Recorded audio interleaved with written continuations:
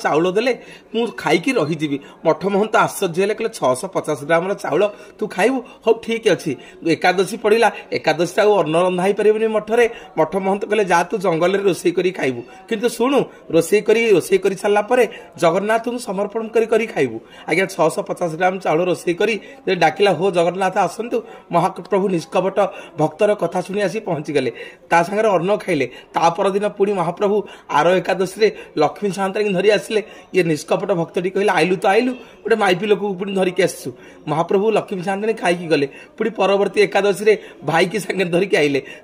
निष्कपट भक्तटी कहूची स्वामी स्त्री आ भाई की मंदिर धरिकी आसलाणी खाइबा एपटे भक्त महंत गोटे गछ पछपटे थी लुचि लुचि देखु था धन्य धन्य धन्य धन्य भक्त तू तो निष्कपट भक्ति आज जगन्नाथ लक्ष्मी बलभद्र समस्ते आज तो सांगे खाइबा जंगल को पलि आज आम मठ ना है 5